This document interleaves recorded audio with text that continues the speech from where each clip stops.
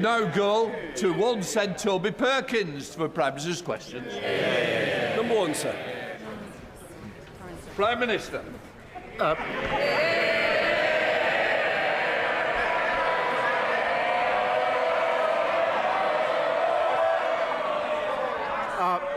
I just said I didn't know the Prime Minister was that popular on this side.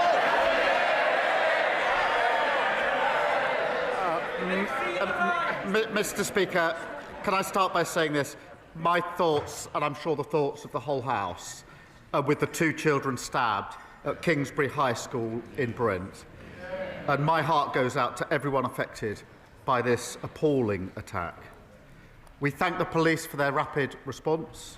It's important now that we give them the space to pursue their investigation. And, Mr. Speaker, this morning I conveyed the UK's deepest condolences to Prime Minister Carney and the people of Canada for the devastating shooting in Tumbler Ridge. Mr. Speaker, I'm determined to fix the broken SEND system. No parent should have to fight for the support their child needs. Today we announced a 10-year plan to fix the crumbling school estate that we inherited, delivering a more modern and inclusive classrooms that meet the needs of every child. Mr. Speaker, this morning I had meetings with ministerial colleagues. Now, there's been quite a few of those this week. In addition to my duties in this House, I shall have further such meetings later today. Thank you. I'd like to associate myself with the Prime Minister's remarks there. The Prime Minister's commitment to 1.5 million more homes will require 48,000 new entrants to the construction industry every year. In Chesterfield, we're doing our bit. The Construction Skills Hub brought 70 new entrants into the construction sector, and we did see a welcome increase in numbers across the country last year. But we need a step change. We need numbers to double. So can the Prime Minister tell the House what steps he is taking to get more people to commit to construction industry careers and get those numbers up where we need them to deliver on his housing ambitions? Prime Minister.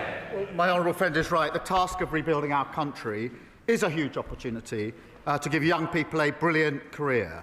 And we're backing apprentices with a record £3 billion budget. And we're making sure companies who bid for major contracts commit to high-quality apprenticeships here in the United Kingdom. And, Mr. Speaker, we're creating 13,000 new opportunities for young people as plumbers, engineers and bricklayers, securing their future and rebuilding this country. We come to the Leader of the Opposition, Kemi Badenoch. Thank you, Mr. Speaker. And can I associate my side of the House with the Prime Minister's words on the horrific stabbing in North London yesterday, as well as the shooting in Canada? When he was Leader of the Opposition, the Prime Minister said, and I quote, "I never turn on my staff. When they make mistakes, I carry the can." What changed? Prime Minister. Well, Mr. Speaker, I've accepted responsibility and apologised for the mistakes that I made. But let me say this, Mr. Speaker. Morgan McSweeney helped me change our party and helped me win a landslide election victory, which delivered for them the smallest Tory party in over 100 years. And what's her great achievement? To make it even smaller. Kemi Badenoch.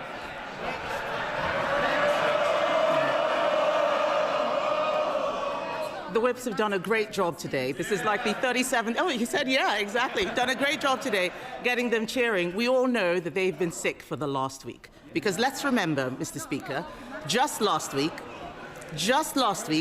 he told us that he had full confidence in his Chief of Staff, Morgan McSweeney. On Sunday, he sacked Morgan McSweeney. Last week, he resigned. Yes. Last week, Mr. Speaker, he was defending the Cabinet Secretary. Now he is sacking him. What changed? Prime Minister. Mr. Speaker, in January, she said she had full confidence, 100% confidence, she said, be no more defections from her party.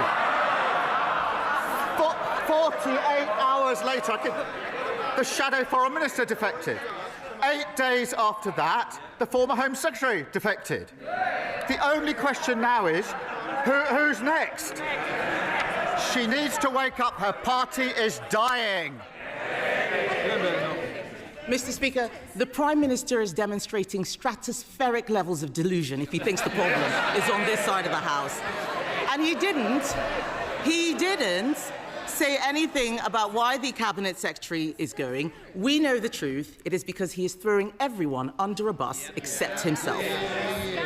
And, Mr. Speaker, the Mandelson episode was not an isolated incident. A few weeks ago, he announced a peerage for one Matthew Doyle, his former Director of Communications. Immediately after that, the Sunday Times published on the front page that Doyle campaigned for a man charged with child sex offences. Yet, despite the Prime Minister knowing this, he gave Doyle a job for life in the House of Lords anyway. Why?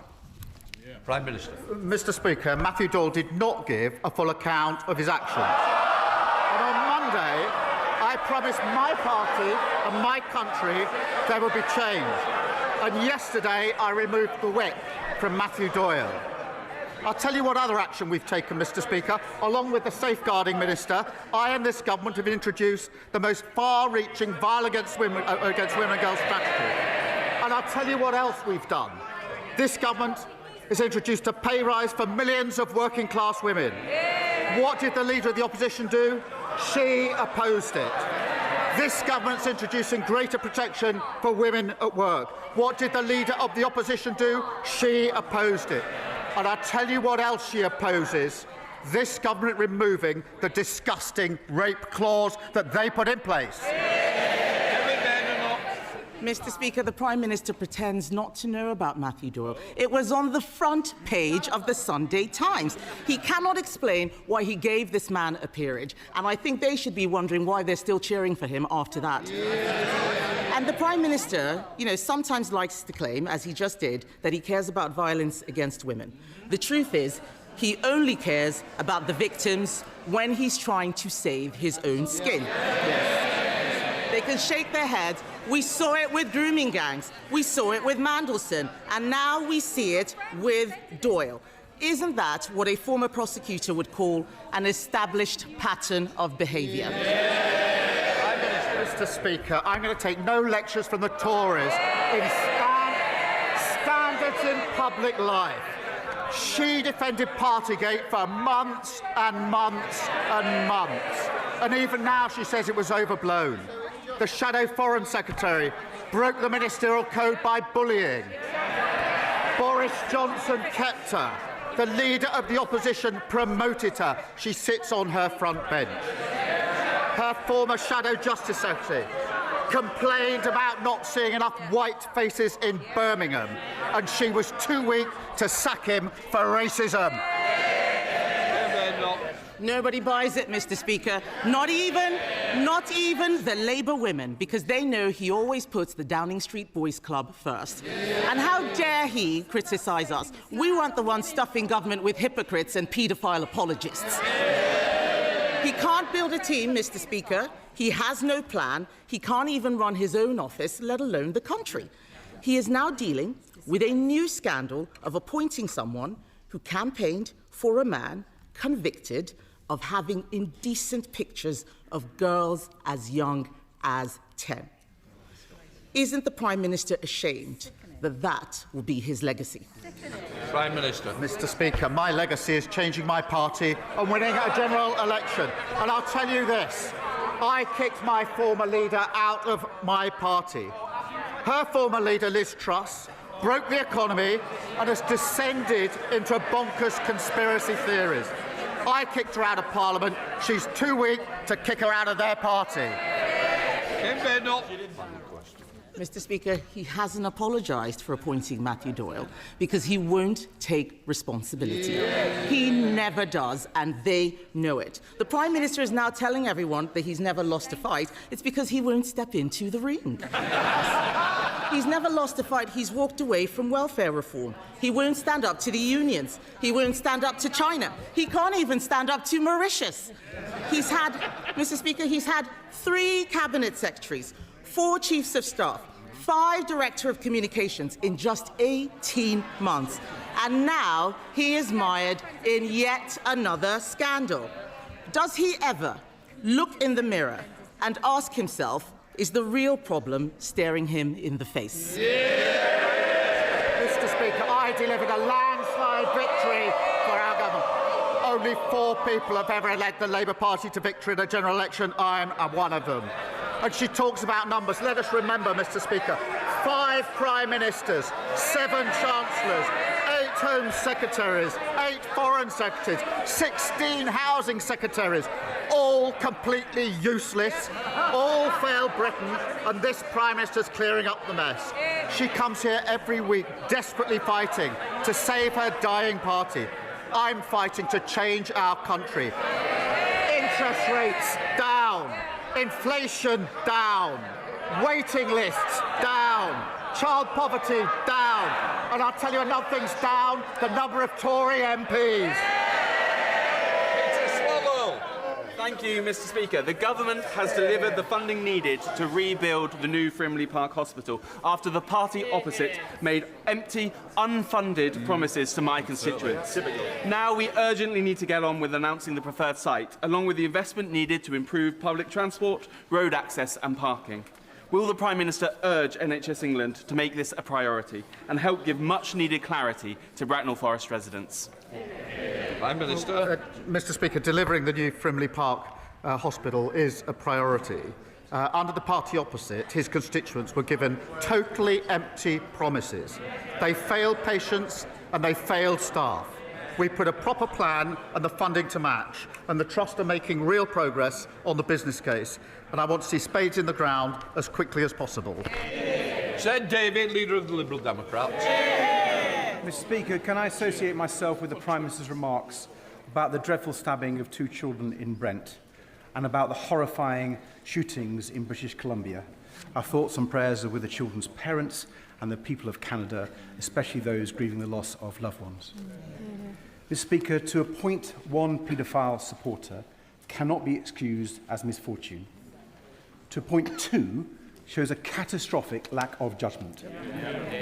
The Right Honourable Gentleman once told this House that when a Prime Minister refuses to take responsibility, and I quote, "It only serves to convince people that things cannot get better, that governments cannot improve people's lives, and that progress is not possible because politics does not work." Does he still agree with himself? And does he share my fear that that is exactly what is happening now? Minister. People in this country, millions of people, have been let down for years and years and years. And one of the reasons was austerity, which his party supported.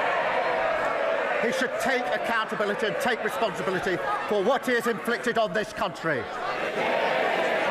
Surrender, David.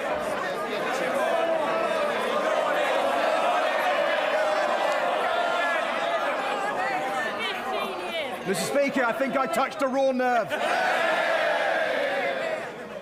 But I think the whole House will agree that the Manson scandal has shown yet again why we need a duty of candour for anyone and everyone in public office. Mr. Speaker, there should be no more delays in putting the Hillsborough Law on the statute books. After the long fight by the bereaved families and so many others, like the Mayor of Greater Manchester. The Prime Minister once said it would be one of the first things he did in number 10. Will he finally do it now, even if it's the last thing he does? Prime Minister. The panel report in the Hillsborough case was when I started working on the Hillsborough case. That was in 2012, when his party were in power. And they could have passed this law a long time ago and saved a lot of grief. I'm proud that this Labour government is bringing in a Hillsborough law, something I've committed to for a very, very long time. Richard Quidley. Thank you, Mr. Speaker. As the Prime Minister will have heard me say, the Isle of Wight is a fantastic place to live, work and learn, despite the Leader of the Opposition trying to give us to China. He will also be aware of some of the challenges we have in cross-Solent transport, reliability, frequency and price. The emissions trading scheme, which ironically only applies to hybrid vessels, may increase fares further. Despite exemptions granted for Scotland and Northern Ireland, the lack of